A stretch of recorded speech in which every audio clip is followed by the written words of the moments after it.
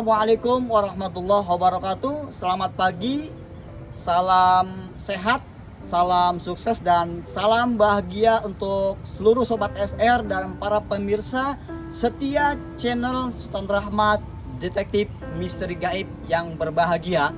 Selamat berjumpa kembali dengan kami di channel ini, dan kami akan lanjutkan berbagi materi, berbagi pengetahuan tentang dunia dan misteri-misteri di dunia metafisika.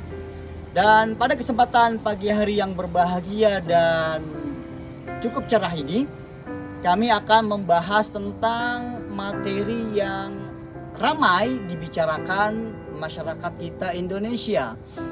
Kita kenal dengan istilah dukun. Ya, dukun adalah salah satu persoalan yang menjadi salah satu pembahasan unik di masyarakat kita. Karena dukun ini atau orang sering mengenalnya dengan sebutan paranormal, atau ada orang yang mengatakan dukun itu adalah orang pintar dan lain sebagainya. Ini adalah sebutan-sebutan untuk dukun. Nah, sebenarnya apa sih makna dukun itu? Kalau Anda lihat dalam bahasa Arab, dukun ini adalah kahinun, yang secara kebahasaan dukun ini adalah orang yang mengobati. Makanya ada istilah dukun beranak, ya artinya orang yang mengobati seseorang yang akan melahirkan, menolong seseorang yang akan melahirkan. Makanya ada istilah dukun beranak.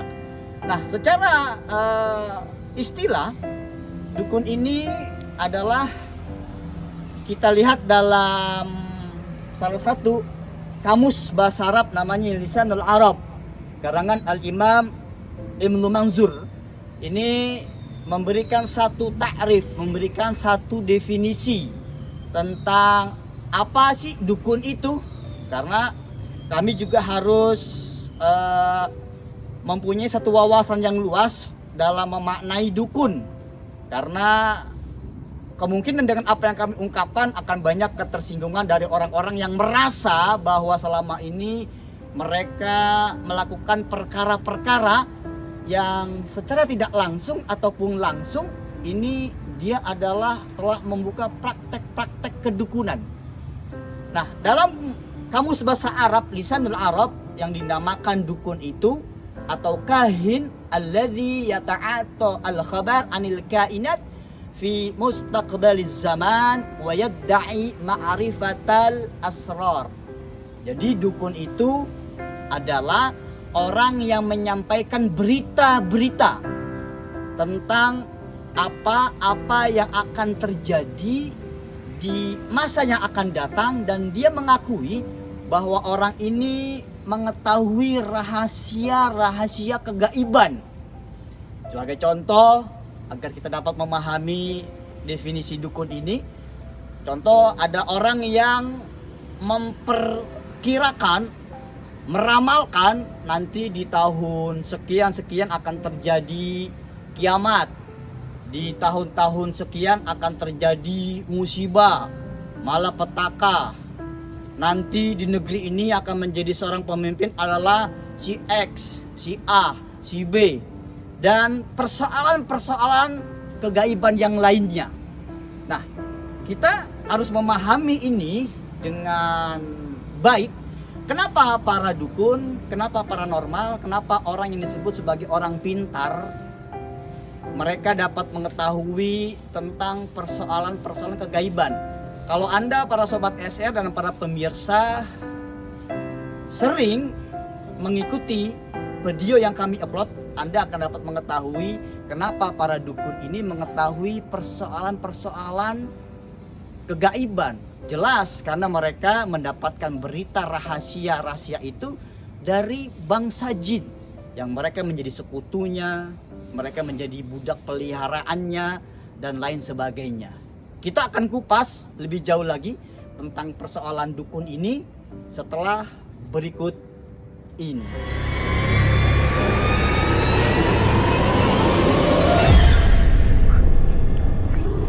SR dan seluruh para pemirsa setia channel Sultan Rahmat Detektif Misteri Gaib dimanapun Anda berada, berjumpa kembali.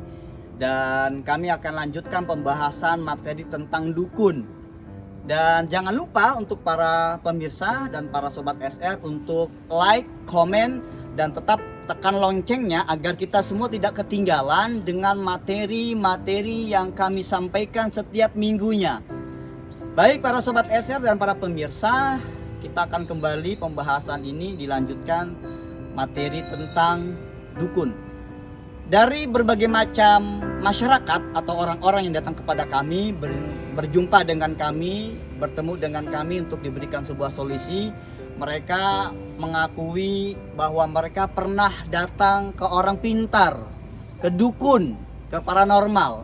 Ada berbagai macam keluhan mereka ketika datang ke rumah dukun tersebut, dan mereka akhirnya banyak mengalami hal-hal yang tidak menyenangkan bagi mereka. Makanya kami memberikan sebuah pembagian klasifikasi tentang dukun ya. Jadi dukun itu ada dukun cabul ya. Ada beberapa orang yang datang kepada kami, dia bercerita sebelum kami berikan solusi. Jadi ketika dia berobat kepada dukun, dia kemudian sering dilecehkan, disentuh anggota tubuhnya, disentuh, mohon maaf, bagian sensitif kewanitaannya, yang pada akhirnya kadang-kadang dukun itu mengajak nikah siri kepada pasien wanita yang datang kepadanya. Maka saya bilang ini jenis dukun cabul. Kemudian yang kedua ada dukun matre.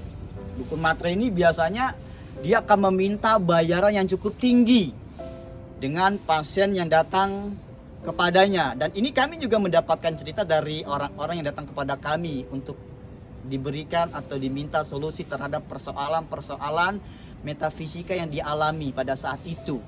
Jadi biasanya dukun ini akan minta tarif dengan mengatakan bahwa pasien ini terkena penyakit non medis yang sudah bertahun-tahun.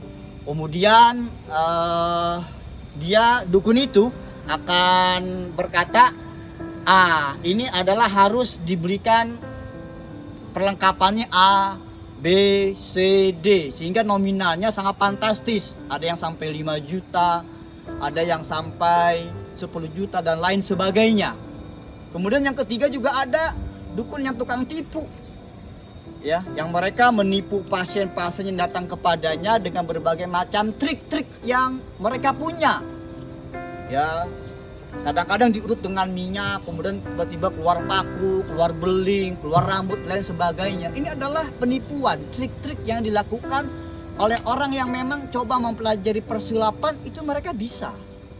Dan sebenarnya para sobat SR dan para pemirsa setia channel Sultan Rahmat dimanapun Anda berada, sebenarnya dukun ini tidak mempunyai kemampuan apa-apa. Dia tidak bisa memiliki kemampuan spiritual. Adapun ketika dukun melakukan perbuatan sihir, melakukan perbuatan yang bisa membuat orang menjadi sakit, ini karena dukun mempunyai pasukan dari bangsa jin yang dipelihara, yang dikasih makan, yang dikasih sesajian, tumbal, dan lain sebagainya. Jadi kalau seandainya dukun tidak punya pasukan dari bangsa jin, dia tidak bisa memiliki kemampuan supranatural. Dia tidak bisa menyakiti seseorang, dia tidak bisa menzolimi seseorang. Karena pada dasarnya dukun ini tidak memiliki kekuatan apapun, kecuali dia mungkin punya satu pengetahuan batin yang dia bisa berkomunikasi dengan bangsa jin. Kemudian bangsa jin ini dikasih sesajian, biasanya mintanya burung gagak, ayam hitam yang di Indonesia disebut sebagai ayam cemani, kerbau, kambing, dan lain sebagainya. Tergantung bagaimana jin ini meminta kepada dukun itu berbagai macam sesajian. Barulah ketika disajikan, dia akan melakukan perintah dukun itu untuk menzolimi, untuk menyakiti seseorang. Jadi sesungguhnya para dukun, paranormal, atau orang pintar yang disebut di masyarakat kita, dia tidak memiliki kemampuan apa-apa kecuali dibantu oleh bangsa jin untuk melakukan praktek-praktek perdukunan, melakukan praktek-praktek sihir kepada orang lain.